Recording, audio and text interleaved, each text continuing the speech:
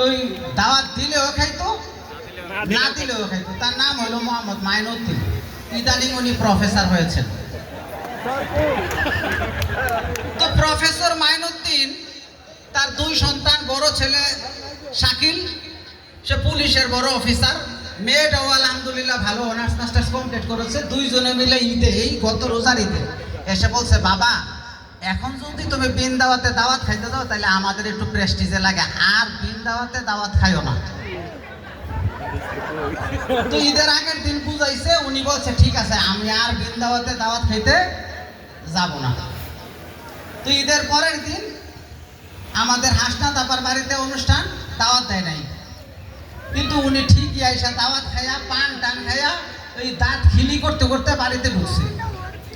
তো এইবার ছেলে মেয়ে দুজন ধরছে, তোমার সাথে কালকে কি কথা ছিল? ও অনেক দিনের অভ্যাস, ঠিক আছে আজকে গেছি আর যাব না। তো পরের দিন হইলো আমাদের সাবেক প্রিন্সিপাল ফেরদৌসী আপার বাসায় দাওয়াত, কিন্তু ওনারে দাওয়াত দেয় নাই। তো রাতের বেলা বুঝাইয়া বলছে তুমি কিন্তু যাইবা না, বলছে হ্যাঁ যাবো না। কিন্তু রাতে উনি ঘুমায় না, খালি ছটফট করতেছে। এদিকে ছেলে মেয়ে ভাব দেখে বুঝছে না লক্ষণ ভালো না, সকালে তো তারা আটকে রাখা যাবো না। তো বাঁশের খুঁটির সাথে বাইন্দা ফেলাইছে, যে বাঁশের খুঁটির সাথে বাঁধছে যাতে না যাইতে পারে, বাইন্দা এরা ঘুমিয়ে আছে। তো সকালবেলা ঘুম থেকে উঠে যখন দেখে বাঁশের খুঁটির সাথে বাঁধা, এখন উনি বলতেছে গরু তো ভোরবেলায় জবাই হয়েছে, কাটাকাটি অশেষ, চুলাতে আগুন দিয়েছে,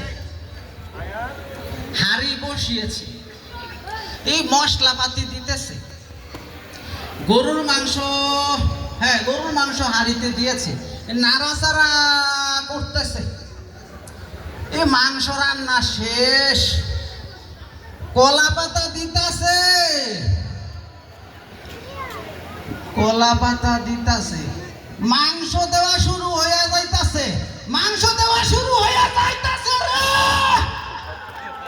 ওই খুনা ভাঙ্গা করে ফের দিছি আবার বাসায়।